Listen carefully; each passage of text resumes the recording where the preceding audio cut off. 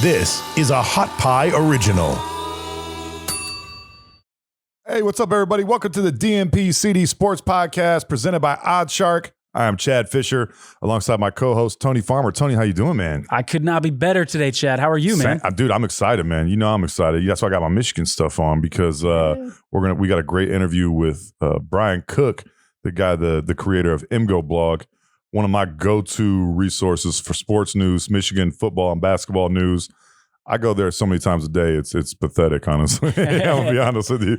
And you've been telling me a lot about Brian, so I'm hyped for this interview too. He's awesome, man. He's a great writer. Gets into some film breakdown and everything like that. Message boards on there are awesome. We're going to talk to him about how this all started, all that stuff. So it's exciting, man. I'm going to get to talk shop with one of my fellow Michigan football.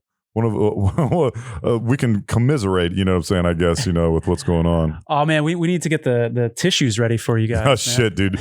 You might. Hey, Juwan Howard is our savior right now. He's the one that's keeping us happy and keeping us coming back to MgoBlog. Thank God, because if our basketball program was in a worse situation, I don't know if Brian have a job right now. He'd probably be looking for something to work somewhere else, I'll be honest with you. But we're going to get to our betting segment presented by OddsShark. But before that, we want to tell you a little bit about OddsShark. That's right. OddsShark is your source for the latest odds from leading authorities, expert editorial content, and the hottest sports news and detailed matchup picks. Looking for statistics and trends for an upcoming game? OddsShark has that too, and it's free. In-depth expert analysis, odds, and trends to help you make the sharp game day picks. They've got decades of stats in their databases, and their insiders give you takes so hot they sizzle. That's hot. They're your one-stop shop for all your odds and info on sports and pop culture events. Yeah, so if you want to get a better understanding of the odds and the math behind the numbers, how the line is set, why the lines move during the week, OddsShark will give you all the tools you need. They're a proven industry powerhouse. OddsShark has info from around the globe, giving you the chance to access the best sports odd on the planet. Whether you want to check out tonight's football odds, this week's hockey or basketball trends, or anything in between, head on over to OddsShark and start thinking like a shark today. They are our go-to resource, man. We've said this so many times, but you have to go there if you're going to make a pick. They were our go-to resource before this show was presented by DNP-CD Sports. We loved them already. Yeah. And so, there's a wealth of information there. I love the editorials, man. Yeah. Before I make a bet, I want to see what someone else thinks about it. Are my numbers right if I'm handicapping a game? If someone shows me a different perspective, I might second guess myself. It might change, how much money I put down on that wager. So I was hanging out with a friend of mine this weekend, having a couple pops, doing some dad shit at my house, and I was telling him about OddsShark. He didn't know about this. And he's a big time bettor. And I said, dude, you got to go there. You got to check it out because you see the lines. And he told me, he's like, yeah, man, I see lines, at one spot. He was going to like 3 or 4 different websites trying to check these lines. And I was like, and then even then, you don't know if you're getting the best numbers. So you got to go to OddsShark. You got to check that out because what a waste of time to be hopping around. Yeah. And you're going to lose some money too because as we've said in our betting segment, which we're about to get into now, numbers change big time across the board. And there's different numbers for different sites. And that's incredibly important to be able to know that you're getting the best deal that you possibly can. Absolutely. So we're going to talk a little bit about some NBA futures. I love the NBA, one of my favorite sports. And it's an interesting year this year because, once again, kind of like in Major League Baseball, there's not a clear-cut number one. I mean, you can definitely say Brooklyn and the Lakers, but as we've seen with both teams, they've had some injuries this year, and you never know how that's going to shake out. If Brooklyn's missing KD and Harden, they're obviously not as formidable. If LeBron's injury continues to linger as it has, he missed a couple games. This last week, he had to sit out the back-to-backs. And if that persists and AD doesn't get back to 100%, I don't see them come out of the West. Hell, I don't know if I see them coming out of the first round if they continue to play the way they've been playing.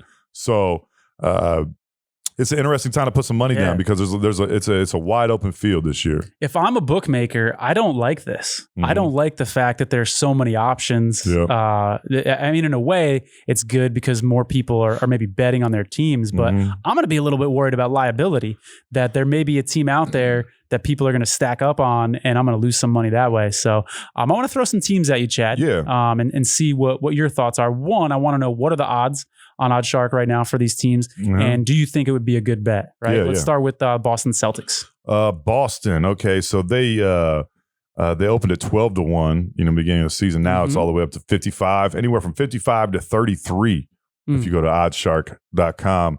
That's a huge difference. That's a major difference. Me personally, I would stay away from Boston because they just haven't been consistent enough this year. It seems like there might be a little bit of turmoil going on in that locker room with Brad Stevens if people have started to tune him out. It definitely feels like they're underachieving with the talent they have on that roster.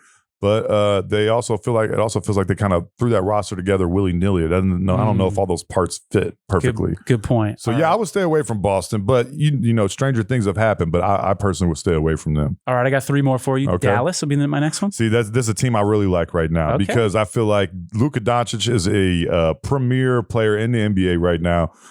He has the capability to put a team on his back throughout the playoffs. And if we see these injuries continue to pop up and everything like that, I mean, that's a guy that could carry you pretty damn far in the NBA playoffs, in my opinion. If at the very least you just want to pick them to win the West, I think that's a good bet as well. They're right now anywhere from 25 to 18-1. And I think that's a good number. I would take that. I wouldn't, like you say all the time, throw some pizza money down on it. I wouldn't mind that. 25-1, okay. You're saying that if LA can stay healthy, I don't know about the Clippers. They just haven't really shown me much. I just don't know if they have that killer instinct. It seems to me like Paul George is so inconsistent. He's been so inconsistent throughout his entire career, but especially this year. Big games, it seems like he kind of falls back a little bit. So I like that Dallas pick a lot. I got a lot of Mavs friends, obviously living here in Texas. I can tell you like it, man. Yeah, but because I think that it's wide open, and I think that's a team that I could definitely see. I would not be surprised one damn bit to see them come out of the West. And just because there's not going to be as much home court advantage this year. Most teams aren't allowing fans still at games and everything like that. So it's not going to be that, whoever's got Game 7 at their crib, that's not as big of a deal as it used to be in the past. And I think I like Rick Carlisle too, man. I think he's a great coach. I think he's a good he's great at making adjustments in game. And I think he's a great playoff coach too. And that's someone I would not want to be playing right now is the Dallas Mavericks. All right. How about Denver? Denver is also a very interesting pick. Okay. Just to win the West. Let's see their odds on OddsShark right now. They're anywhere from 30 to 18-1. So that's a good pick too. I mean, I would have said, a couple weeks ago, they're dead in the water. They'll be lucky to make the play-in or something like that. I could see them getting bounced in the first round. But now that Nikola Jokic has emerged as the front runner for the MVP this year, he's been carrying this team. And so you never know what could happen there. If they continue to play the way they did lose the Lakers last week, but if they continue to play the way they have, they've got some good matchups. They picked up Aaron Gordon at the trade deadline. Obviously, they're missing Jamal Murray, but they were at one point, I think, like 9-1, somewhere around there, without Jamal Murray. So I'm probably wrong on that number, but they were doing pretty good without Jamal Murray. So the West, both East and West is going to be, it's kind of a crapshoot, man. I could probably give you like 7 or 8 teams that I feel like have a legitimate chance. Another team that I'm really high on is Portland. I think they're a matchup nightmare for a lot of teams, and if they stay healthy, they're going to be hard to beat as well with Damian Lillard. They just picked up Norman Powell from Toronto, and then of course they've got CJ McCollum, who I think that's a great backcourt, slash front court there with Norman probably playing the 3. But I think that's a good pick too, man. I don't think you want to play Dallas or Portland right now. I don't think you want to touch them in the playoffs. Those are 2 very dangerous teams that I would want to stay away from. Nice. And how about Utah? Utah, also another good pick. Most of these teams are out west. I think Philly would probably be a good Eastern Conference pick, but Utah, I mean, they're anywhere from 8.5 to 7-1 right now. This is to win the championship. And that's a team that, no one wants to play right now either. They've had probably the most consistent year of any team in the West or any team in basketball, really. And they play a certain style of basketball. I remember anytime you watch a game, I'm a big Cavs fan. And so anytime we would play in Utah, you always knew you're not going to get any calls and you're going to get fouled every time down the court. Yep. So that's a certain specific brand of basketball that I feel like lends itself to the NBA playoffs. And that's a team, man, that you can see coming out of the West as well. It's wide open this year, man. So if you have been watching some basketball, you think, I think this team's going to definitely do it. It's a great time to go to OddsShark and put some money down because it is wide open. There is no clear-cut favorite, and you can get some good numbers right now. Yeah, and then to clarify, you get the numbers from OddsShark, and then you can also find the websites that these numbers are on and then get bonuses through OddsShark. So it's kind of a win-win there. But Chad, my question for you is, you just mentioned several good options for bets. If you had to pick one out, would it be the Dallas bet? I think I saw you get most excited about that, but maybe not. Like me personally, I'm a big Luka fan, of course, so I would probably go with them. But I would say between them and Portland are two of my two dark horses to win the Larry O'Brien Trophy this year because of all the injuries we've seen this year. LA played so many games and had a super long season. It seemed like just one long ass season. Playing in the bubble and then coming out to defend their championship this year, and they've experienced injuries. Anthony Davis has been injury prone his entire career. It was kind of surprising in a way to see him not be injured last year when they won the championship. He kept waiting for the other shoe to drop and never did. I feel like they got really lucky with that, but he's been injury prone his entire career. You can never count on him to play a full 82-game schedule. Hell, you'd be lucky to get him for 50 games, but the goal is usually to have him ready for the playoffs. And I don't know, he's going to be right, man. He's been back for almost 10 games now and has not played like himself, has not looked like himself. He's shooting terribly. He's not moving very well. He's getting winded in third and fourth quarters when down the stretch of games. And LeBron keeps tweaking these injuries and stuff. And obviously without him, they're going nowhere. So I think that it's wide open, man. So yeah, I would look at Dallas and I would look at Portland. Those are two of my dark horses right now. I would not want to play those guys. And Portland's playing really well right now. They just won last week. I saw they had a really good road trip. They went into Boston and beat Boston. So those are two teams that I would definitely take a hard look at if I was you. All right. So my last question for you, there's a guy out there or a girl out there that's watching this show and they've got $100 to spend. Would you say divide it up 50-50 on Dallas and Portland? Would you just say 75 and 25, 100 on one of those two? That's a good question, man. That's a good question. I would definitely want to put like 25 on Utah. Okay. You know what I mean? And then maybe spread out the rest of it between Utah and Portland. I think those are great picks. I honestly really believe like Brooklyn's going to win it this year. I think if they can stay healthy, which is a big if, a huge if, because KD is another guy who's not been healthy, especially in the last 3 or 4 years. Hasn't been able to maintain his health. Who knows what could happen with them? But when they have all their pieces, no one can touch them.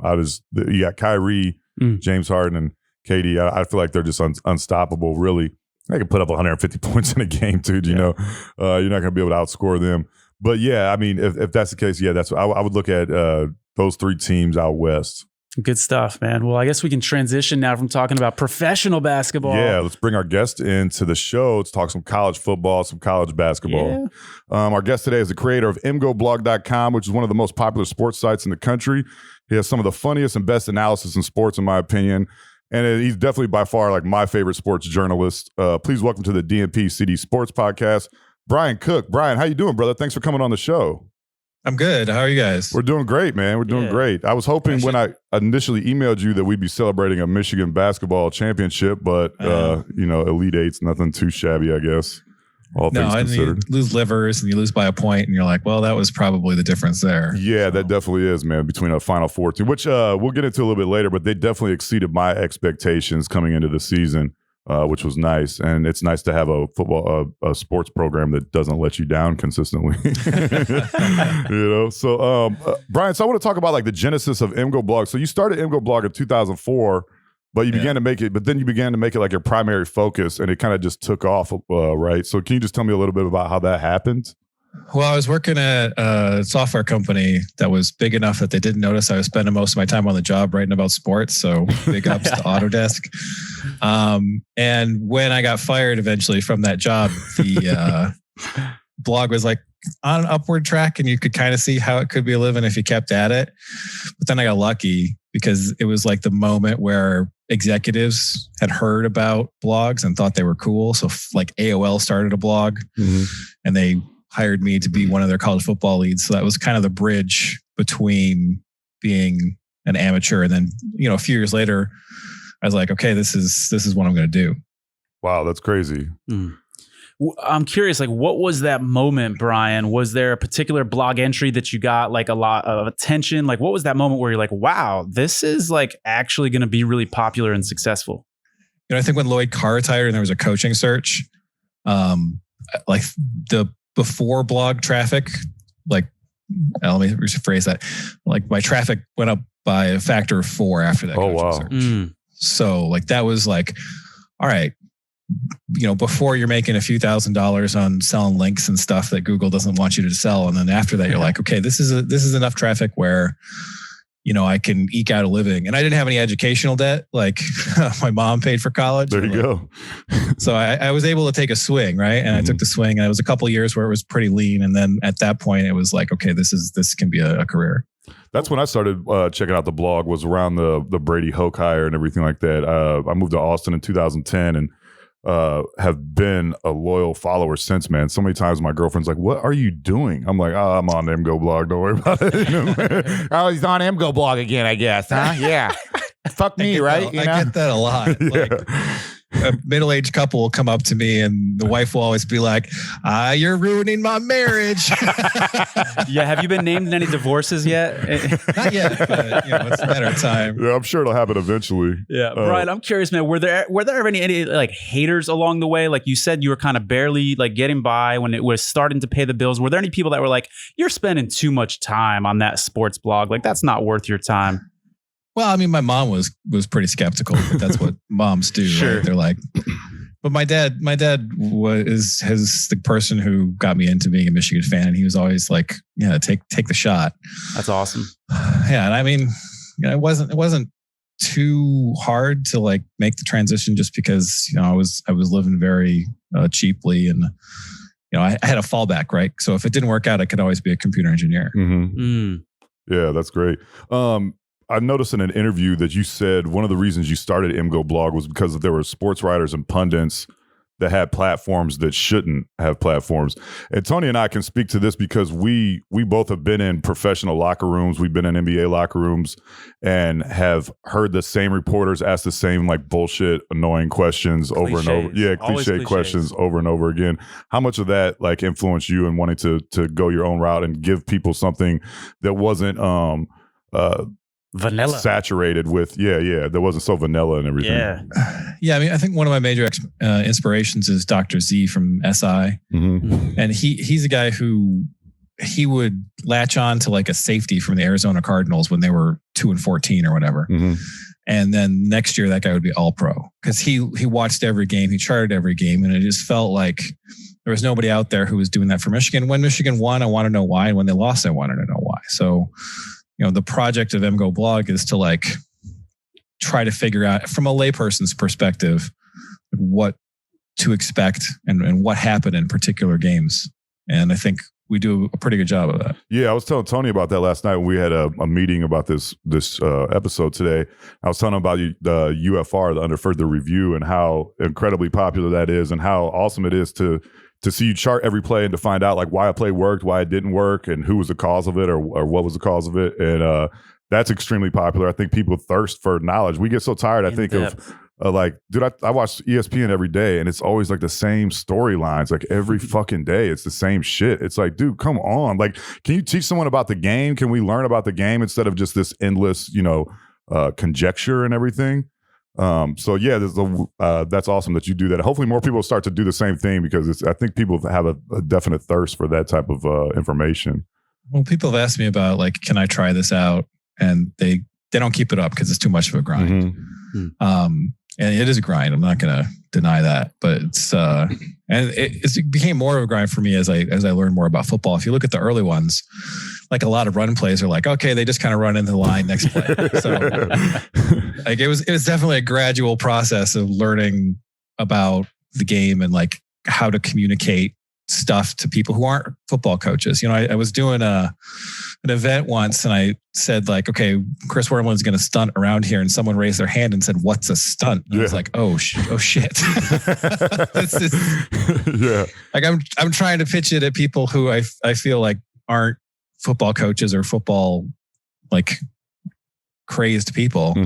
And sometimes you're just like, oh, this is an entirely different level of conversation I'm pitching this at. Yeah. Yeah, and it takes a unique talent, right? Because you need to dumb it down enough because you're going to have examples like that. But then the people that are really savvy, you don't want them to feel like you're talking down to them and like re-explaining stuff they already know. So I feel like takes a unique balance that you do really well with. Yeah, it is a hard thing to do. You know, one thing that I've really latched onto is it's easier to explain something right after you've learned it. So for, you know, when you ask Michael Jordan after a game, like, what did you do on that play? He's like, I don't know. I just did it. Mm-hmm. But someone who's just figured out something is a good teacher because they still have in their mind what they thought before and what they know now. Mm-hmm. So I've always kind of been in that middle space. Yeah. I want to ask you, Brian, because you are notorious for sitting in the stands at games. My dad always had press box passes.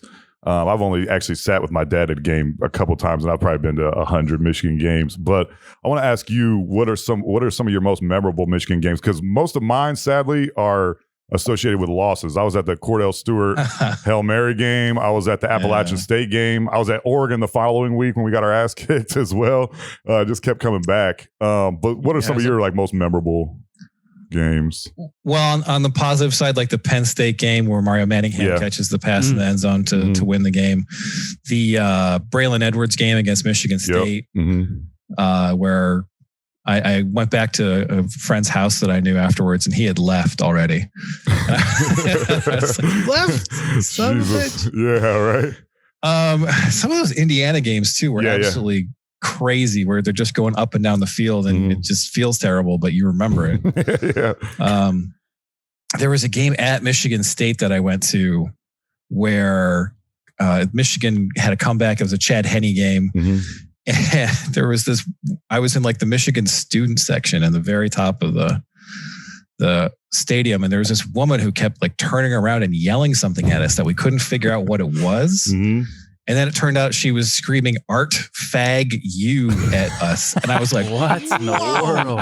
What?" Jesus! And it was even worse because the guy next to me absolutely lost his shit. Like, this is obviously not a nice person saying nice things, but this person like just screamed at this woman for like a solid hour about how she was bigoted, and he was correct, but he was also making things worse. That one sticks out. Adding a little fuel to the fire. Yeah, seriously. That's hysterical, man. Not de-escalating. So let's talk about a University of Michigan sport that doesn't make us cry. Michigan basketball. We'll begrudgingly talk about football later, but how much, in your opinion, did Juwan exceed expectations this year? Because honestly, coming into the season, I would have been happy with a middle of the pack Big Ten team, 5th or 6th place or something like that, maybe Sweet 16. Did he exceed your expectations this year? And if so, how? Yeah, very much so. Like we were more optimistic than the general media on the podcast, but I thought defensive issues were going to be a big problem because of center. Like I didn't think Hunter Dickinson was going to be able to like man up Luka Garza and have that work. And so but I thought they'd finish like 4th. And you know, to win the conference in a year where you've got a really good Illinois team, you've got a really good Iowa team, like that's a banner, and that's a banner that really means something, right? Like. You know, and then to get to the Elite Eight, get a 1 seed, the 3rd 1 seed in program history, with a roster that, you know, doesn't look like should be overpowering, right? You've got that transfer point guard from Columbia, you got another transfer from Wake Forest, you have one lottery pick, you have Livers, and you have a freshman center who's top 50, but like, you know, Matty Sissoko was ranked a couple spots in front of Hunter Dickinson and couldn't get off the bench for Michigan State. So you never know what you're really going to get out of that guy.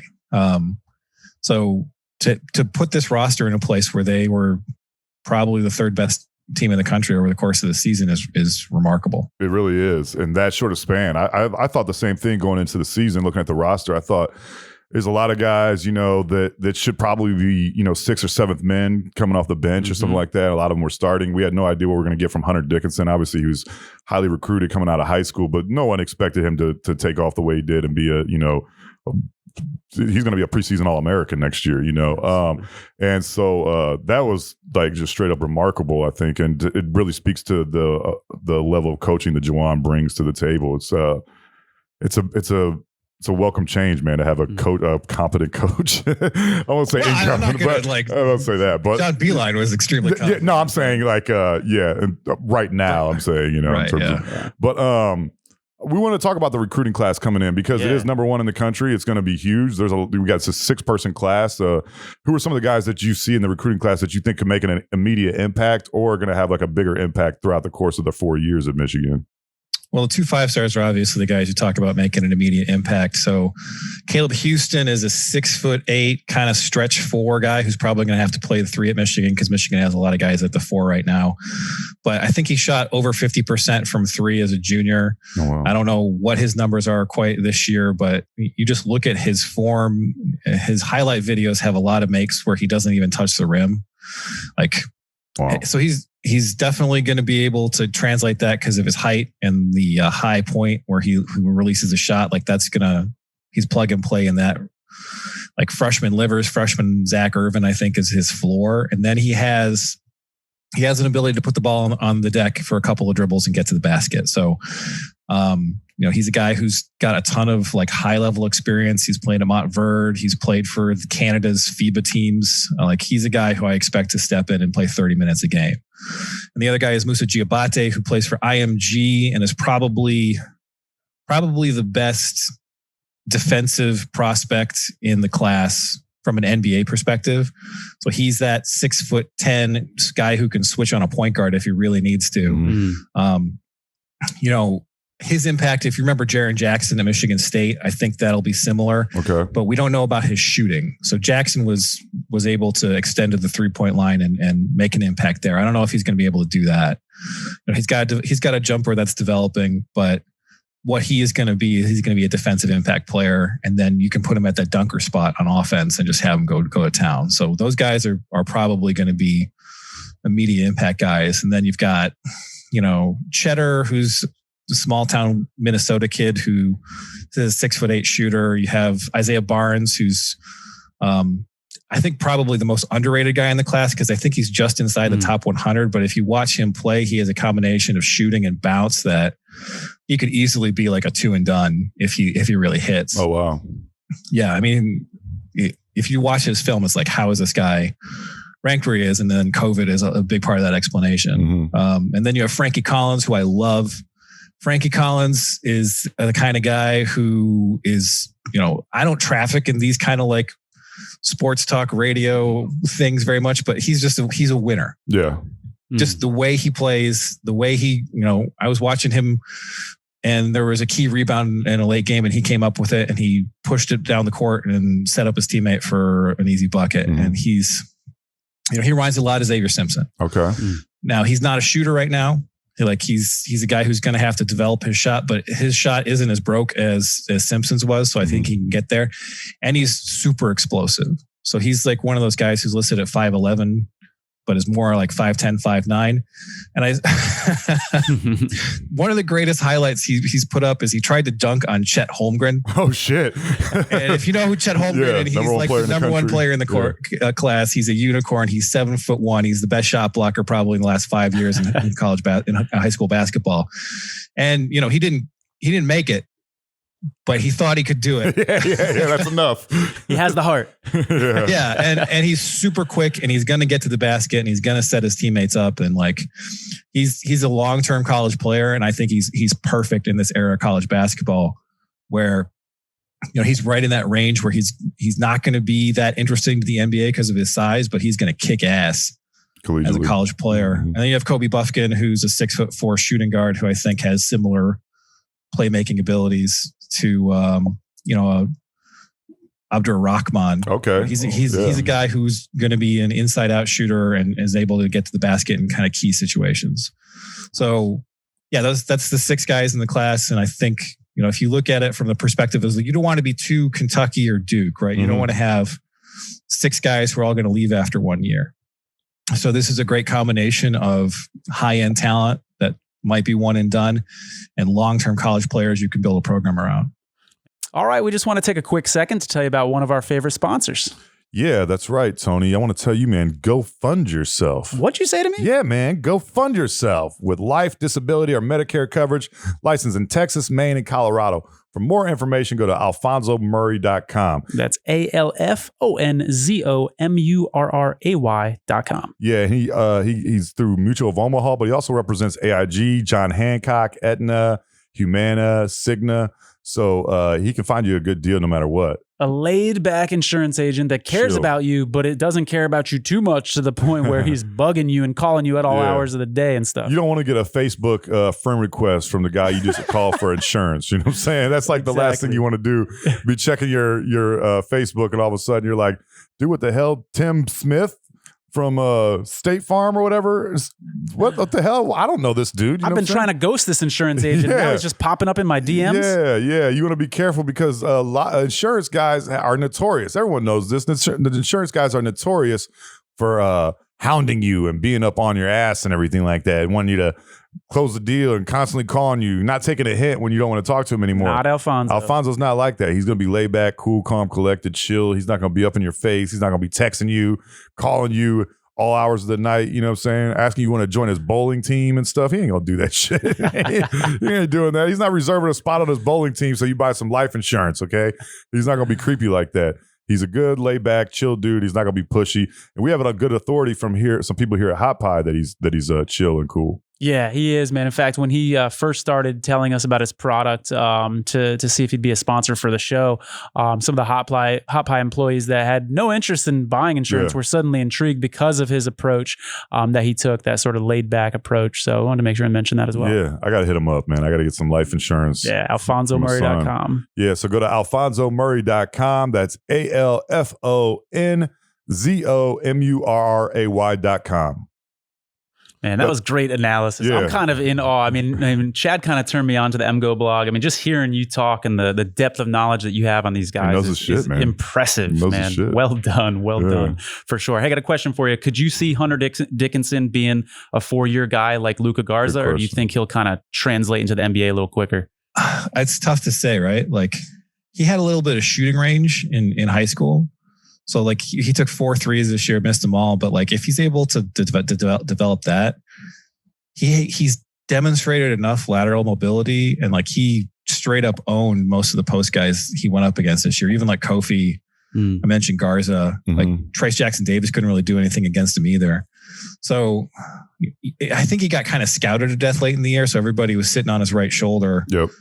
And like he's got to develop some moves, but he's got the best coach in America to do that with. So, I don't think he's ever going to develop into a guy who's going to be a lottery pick, but I could see him kind of get into that late first, early second round and either leave after 2 or 3 years. Okay. So I don't think you're going to get a full 4 out of him. Yeah, I think you were right on the money there. Against UCLA especially, it was incredibly evident that they were sitting on his right shoulder. I felt like 2 baseline drop steps would have won that game, even one, to be honest with you.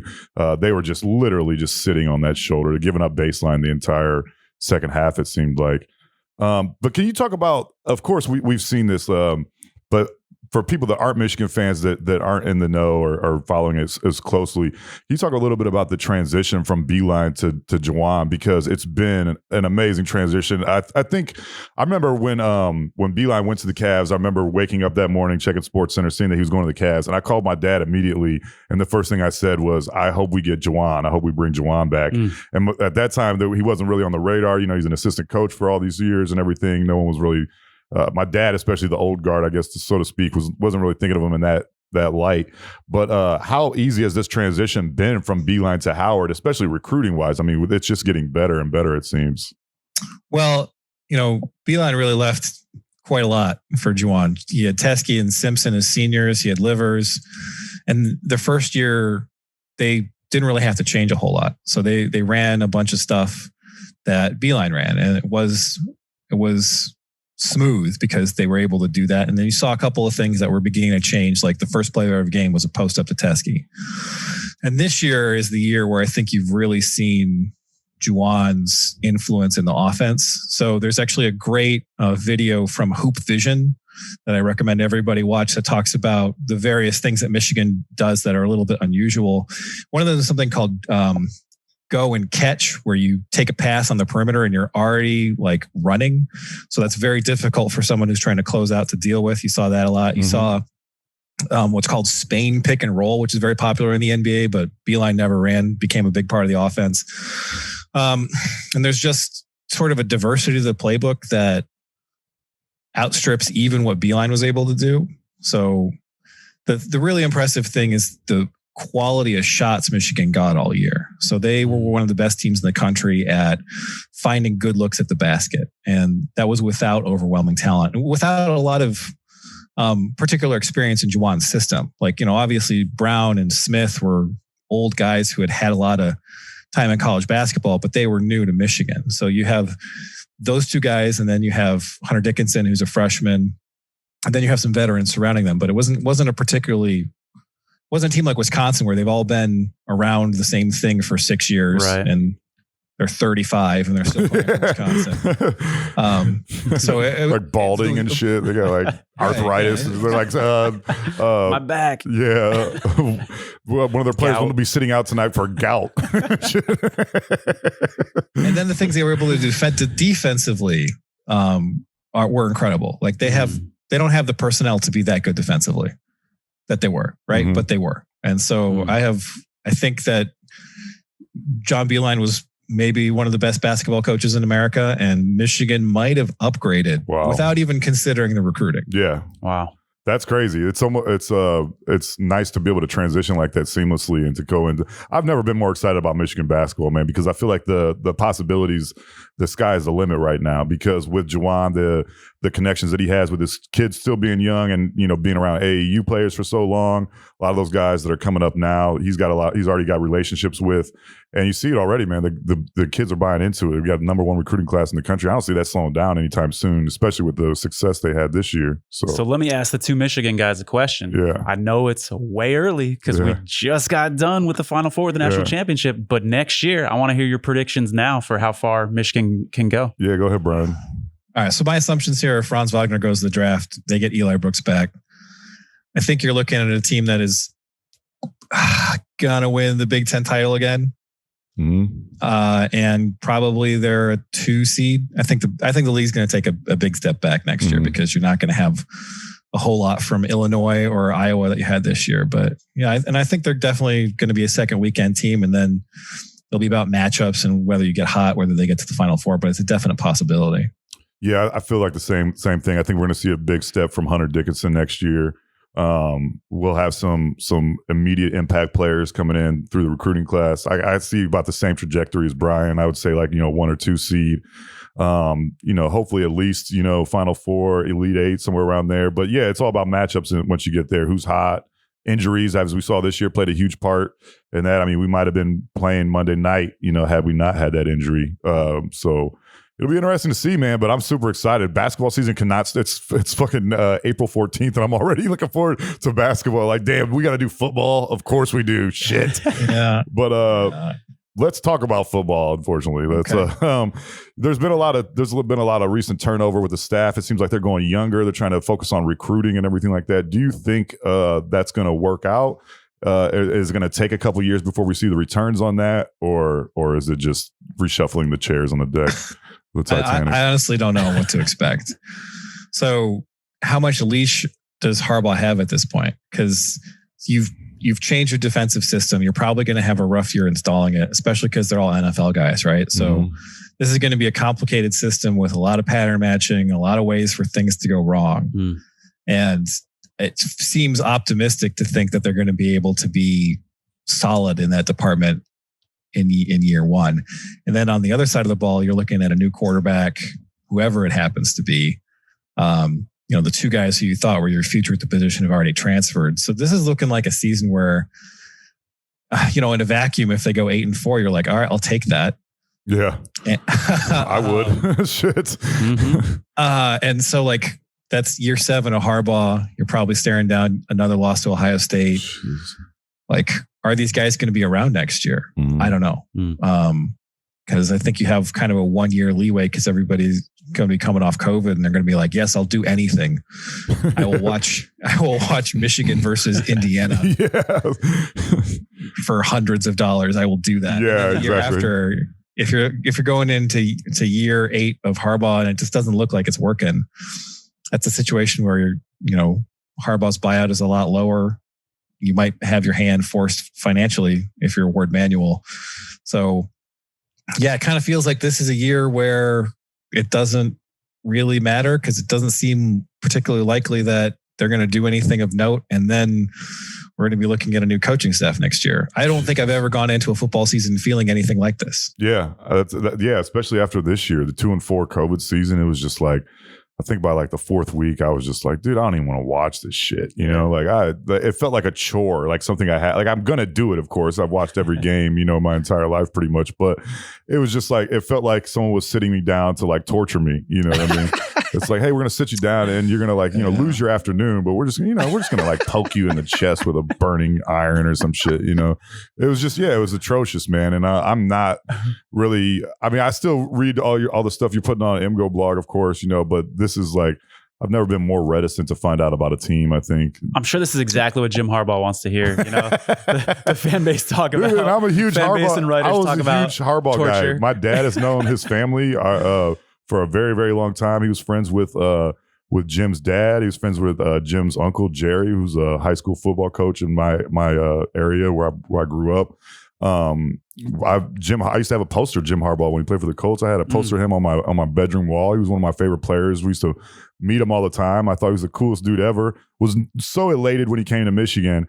And it's just been, after 2016, it's just kind of been like, shit. Yeah, and I grew up a 49er fan, so I've watched a lot of Harbaugh games myself, so too. there you go. What is your prediction? I mean, you alluded to Harbaugh potentially getting bought out next year. It's a very realistic possibility, obviously, but if you had to bet, if you had to place a wager on whether that's going to happen, or just if you had to bet on how much longer he's going to be at Michigan, I mean, where do you see that? I mean, it seems like every year there's a rumor about him going into the NFL, usually unfounded rumors, but they're there every year. So what are your thoughts, man? Yeah, I think that if he'd gotten an offer for an NFL job this offseason, he probably would have taken it. Wow. Kind of like Shaka Smart going to Marquette, just like, this is the move for me right now. But I don't think there were any takers. Even the Lions, who hired this kind of like G.I. Joe. You must have talked about this guy. He is insane. He is crazy as shit. That man. opening press conference, have you seen it? What a lunatic, oh man. My God. Yeah, G.I. Joe is a great way to put it. Yeah. So like they hired this absolute meathead instead of Jim Harbaugh. So I don't know how far his star has fallen. You know, if you put a gun to my head, I would say that they probably don't. They go 7-5 and it doesn't look good enough, and then we're looking for a new coach. Jesus. But it's just such a weird situation because I would have thought that they would have pulled the trigger on him already. Just the way the world works, right? Like, but because of the way the season went down, the COVID stuff, like, so they're going to run it through again. We'll see what happens. It's hard to predict anything, honestly. Was there just like no other options, do you think, with coaching? There wasn't like a glaringly obvious coaching change candidate, so to speak. I think there was. I think Matt Campbell at Iowa State is a guy who's established himself as the best coach in possibly Iowa State history. Oh, yeah. Runs a kind of defense that looks like it is very well suited to combat Ohio State. I thought he would be a good option. Now, you don't really know about recruiting with him, because he's at Iowa State. Yeah. And they're heavy into transfers and JUCOs and all that stuff. So that's an open question. But, you know, if they have another good season there, I think he's going to be tough to deny. Let me speculate a little bit here. We talked about the opening and Detroit not being interested in Harbaugh and them hiring the G.I. Joe instead, right? So is it possible? Remember, Harbaugh had that beef with Jim Schwartz. Yeah. Remember the whole handshake after the game where he slapped him on the back really hard, you know? Harbaugh burns bridges. I mean, people view his personality, rightly or wrongly. Maybe he's misunderstood, but bottom line is he is viewed by some people as rubbing people the wrong way. I wonder if Detroit had a bad taste in their mouth. He's so tame now, though, dude. He's just lost. He's so tame on the sidelines now. He is a complete 180 from when he came to Michigan. I mean, he was like throwing his jacket off and shit now. I mean, you can't get any emotion out of him, it seems. You know. Does he still do the "Who's got it better than us"? Does he still do that? Or I'm sure. That? Yeah, I'm sure he's still using that. Yeah. Do you know, Brian, if he still uses that in the locker room? Maybe if they won some games, I'd because who's got it better than us? I would say like Northwestern, Wisconsin, Minnesota, even sometimes. There's a lot of people. There's a lot of teams that got better than us right now. Shit, Penn State, but Michigan's kind of hitched their wagon to him with the new contract and everything. I know you said his buyout gets a little bit more manageable here in the next year or so. It sounds like an easy enough question, but what does he need to do to turn it around? Is there anything that obviously beat Ohio State, beat Michigan State, but can he possibly even do this now? Can he turn it around? He needs a quarterback, right? Yeah. Like he comes to Michigan and he's got this like never-ending string of guys that he's done incredible jobs with. From the kid at San Diego, he turned into a 3rd-round pick, to Andrew Luck, to resurrecting the career of Alex Smith. Yeah, that's right, guy. Yeah. And then Colin Kaepernick, just a series of hits, and he's never really had that here. Like Jake Rudock, I think exceeded expectations in his 1 year at Michigan. Shea Patterson. Close enough. I would classify as an overall disappointment. Yeah. Especially because his senior year is such a big step back. And then the 2 guys who were the guys that Michigan recruited were supposed to be the future of the position, now both gone. And you're looking at Cade McNamara, who's got a decent background. You've got Alan Bowman, who's a Texas Tech transfer, who's gone through a lot of injuries and may or may not be the same guy he was at Tech. And then you got a true freshman in JJ McCarthy. And that's not a quarterback room that really screams, we're going to have an all Big Ten quarterback. Mm-hmm. And so that'll be like the 7th year that they really have had plus quarterbacking. And that was supposed to be Harbaugh's whole deal, right? So like, I think that's kind of the main way in which his success other places hasn't translated to Michigan. Yeah, I totally agree. What do you think they should do with the quarterback position this year? Should you just throw JJ in the fire and just let him go? Or are you going to ruin his confidence if he goes out there and gets his ass kicked every week? Or Well, they don't have the luxury of like putting a freshman out there and living through some growing pains, right? Like they need wins now. Yeah. So they're going to go with whoever they think can do that for them. And like, McNamara is going to be the guy with the lead. And then we're going to see what Bowman does. Bowman has a lot of experience, threw a little bit too many interceptions at Texas Tech his last year out there. But like, if you look at his tape, this is not a John O'Corn situation. This is like a guy who's a legit quarterback and played on a team that has some pretty advanced passing concepts. So it's not like he's going to be overwhelmed with what Michigan throws at him. So, I think McNamara and Bowman are both going to be neck and neck for the job. And then you're hoping that you don't have to turn to a true freshman and McCarthy. Yeah, let's hope. Shit. What I'm hearing is maybe Chad might want to get used to feeling like he's been tortured on Saturdays. Jesus, dude. You don't look at this roster with a whole lot of fuzzy feelings, really. Yeah. We're going to let you go here soon, Brian. I want to ask you, this is something I've talked to my friends about a lot. Do you think college football is losing its luster a little bit because of the lack of parity? It seems like every year it's like the same 3, 4, 5 teams that are in the playoff, and it doesn't seem like too many teams have an opportunity to break into that. Do you feel like that people are kind of getting a little tired of the same teams every single year? Yeah, I do. Mm-hmm. And also it feels like every bowl that's not a playoff bowl doesn't matter. Mm-hmm. So, you can be in a big time bowl game against Florida State and you have a lot of guys opting out. And like that just kind of makes the bowl itself kind of feel like not important. Mm-hmm. So, they're kind of in this situation where before college football, you got to a bowl game and everybody was in a bowl game and there wasn't anything else. And it felt like a big deal. I'm sure Iowa fans can tell you about the Hail Mary against LSU, right? Like these things stick with fan bases. And now it kind of feels like the only game that actually matters to fan bases that's not a playoff game is the Rose Bowl. Mm-hmm. And half the time that's a playoff game. Yeah. So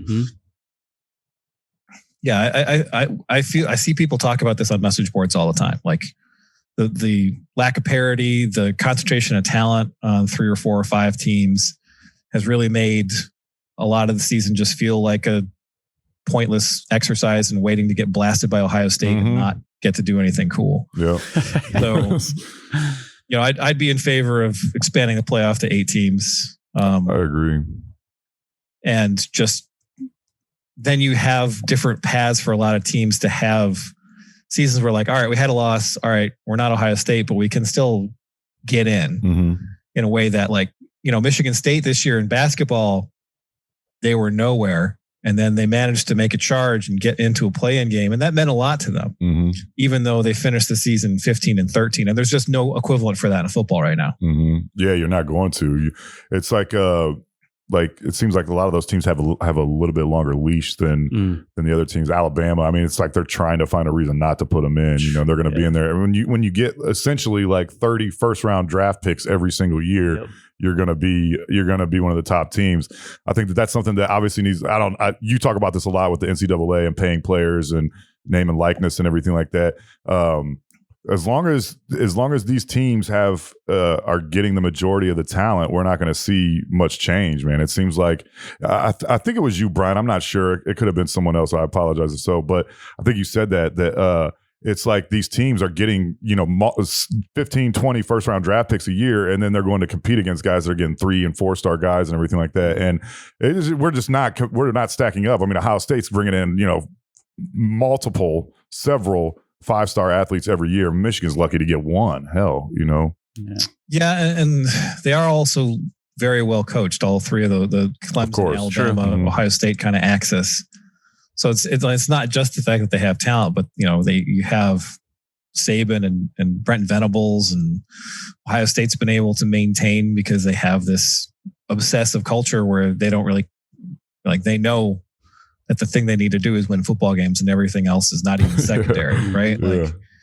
So it's tough. It does make me kind of less enthusiastic about watching college football because, there was a point some years ago where Rich Rodriguez was at West Virginia, and all he needed to do to make the national championship game was beat Pitt. Yeah.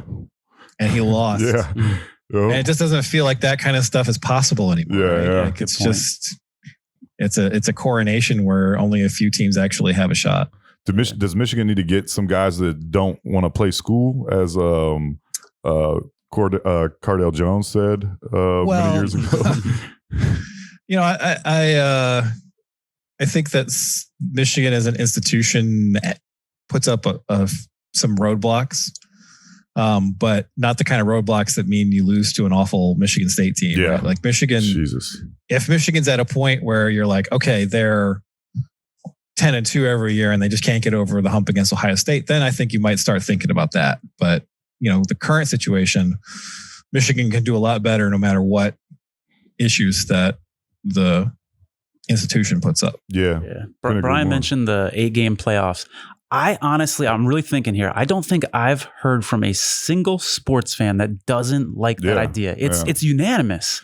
College football's always really been behind the times in terms of the BCS shit and everything. I mean, it seems like they don't really listen to the fan bases, really. It's crazy. I mean, those are your viewers. Those are the people that are those are people that are filling the seats. Those are the people that are watching the games on TV. And correct if you guys disagree. I mean, do you know many fans that are like, no, let's stick with the 4-game playoff. This is working. Yeah. I mean, maybe if I knew some Alabama fans, but I don't. Good point. Good point. Yeah, those 4 or 5 teams that. Yeah, that's true. Honestly, I'd go for bigger, like 12. Like putting buys in the mix is interesting. Home games. I mean, that's another thing about the current situation. Like, you don't get that playoff home game. Yeah. Or any Wisconsin gets in, you get up the frozen tundra. That would be compelling. Yeah, exactly. And make some of these SEC teams come north. Everything, even when they play big time opponents in the beginning of the season, it's in a dome somewhere. It's in that weather involved. Or it's September, so it's not super cold up in the north and everything. But yeah, I agree with Brian. Let's get some of the, a home game, a Michigan, home game and late December or something like that would probably be super compelling, I think. I 100% agree. I'm just going to throw a devil's advocate at that. You're going to have even more guys opting out of these bowl games because now there's snow on the field and it increases their chances of getting hurt. That's another issue that I have with college football right now is every year we're seeing the number of opt-outs just continue. And I get it. I would opt out. If I was a player, I probably would too. Yeah, but if you're playing in the playoffs, man, you're probably more likely to stick around. True. Good point. And it just makes the season more compelling for fans. Like right now, especially Michigan, if we lose a game prior to Ohio State, we already know we're getting our ass kicked by them, you know what I'm saying? So it's like season's over. We're playing for third place or some shit, So Yeah, I think people would be way more excited because then, oh, we lose a game, like it's no big deal. We beat Ohio State, we're still in it or something like that. But yeah, it seems like a lot of teams have better access to that than the others. So True. Awesome. Brian, dude, this is so awesome to finally speak to you, man, because I've spent so many damn hours reading your blog and shit. I've ruined many a relationship in my life. But no, man, it's great. It's really refreshing, man, to get your take on things. My dad always asks me when I talk to him, he'll always be like, he doesn't go on the blog, I don't think too much, but when I talk to him on the phone, he'll always ask me, what's Brian saying on MgoBlog? I got to give him the rundown of what's going on and everything. So my dad and I both thank you for that, buddy. For sure. Brian, have you ever been to Austin before, Brian? Yeah, I actually I spent a summer there. Nice. Okay. How long ago was it? 20 years ago. Oh, shit. Okay. Much different now. The city has changed just a little bit since you've been here. We're going to send you a little gift in the mail. Chad's going to get your address. Yeah, this is why I was asking for your address. So we're going to send you a bottle. Do you drink whiskey?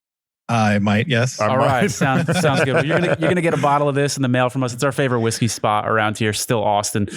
So if you're ever back in Austin, it's a great spot for cocktails, etc. But look forward to this, brother. Yeah, I know. I was like asking him for his address. He's like, dude, I don't know you. I'm not giving you my fucking address. Now I will. He says. He's like, it's gonna be like a hat. I don't need a hat. He's like, I gotta make sure this guy's not a fucking weirdo before I start giving my address out and shit. I'm like, yeah, dude, I wanted to be like the Wayne's World line. Like, I swear I'm not mental, man. I'm not going to come to your house. But hey, man, what about that 4-3? You know what I'm saying? What's going on? Why didn't Harbaugh call a timeout, man? Shit. He's like, all right, dude, you got to leave. All right, get the fuck out of here. But so we're going to send you some whiskey, brothers. So once again, man, thanks for coming on. We really appreciate it. This is a big highlight for me, man, to be able to talk to you. And we'd definitely like to keep you in the loop and get you on maybe during football season or maybe hopefully basketball season when it's a little happier and shit. I'd love to do the latter, but I will assent to the former under duress. Sweet. Well said. Well said, brother. Thanks, Brian. We really appreciate it, man. Take care. Thank you guys. Thank you. All right, that was a great interview with Brian Cook from MgoBlog.com. Always good to talk to a fellow Michigan football and basketball fan and pick his brain. This guy's on the inside. He knows so much about the football team. He has spent so much time looking at plays, diagnosing plays, and everything like that. It was awesome to have him on the show. He has a wealth of information. He really is, man. And his writing style, if you don't know him, if you haven't read MgoBlog, his writing style is hilarious. He always throws some jokes in there, some movie references and stuff like that, which I love. And that's really what attracted me to his writing in the first place, was that he'd always have me cracking up. He'd throw some Arrested Development quotes in there and stuff like that, which I'm a huge Arrested Development fan. And so that should always have me dying laughing. And so I'm glad that I finally got to talk to him and meet him, so to speak, and pick his brain a little bit. Yeah, I'm sure that was a treat for the listeners as well. Whether you're a Michigan fan or not, I mean, you got to respect that guy's knowledge. Oh, yeah, incredible. And that's one thing, like I said in the interview, even if you're not a Michigan fan, if you're someone else in the Big Ten, whenever you're getting ready to play, whenever Michigan's getting ready to play your team, go over there. He's got a preview. Those previews are amazing, dude. I don't watch a game on Saturday without it. I always go to MgoBlog.com to check out the preview, to find out about the team we're getting ready to play, who to worry about, who to watch out for, who their injuries, what injuries they have and everything like that. So it's a go-to resource for me before football Saturdays and everything. Hell yeah. But before we go, we would like to tell you that OddsShark is your source for the latest odds from leading authorities, expert editorial content, and detailed matchup picks. Looking for statistics and trend for an upcoming game? OddsShark has that too, and it's absolutely free. In-depth expert analysis, stats, numbers, and trends that help you make the sharp game day picks. So whether you want to check out tonight's action or just maybe plan ahead for the weekend's action, look a little basketball, maybe a little bit of baseball, anything in between, head on over to OddsShark and start thinking like a shark today. Yeah, definitely a go-to resource if you're going to bet. Got to check them out. Don't be a fool, man. You're going to lose. What would be worse than winning a big bet is knowing that you could have got a better number had you shopped around.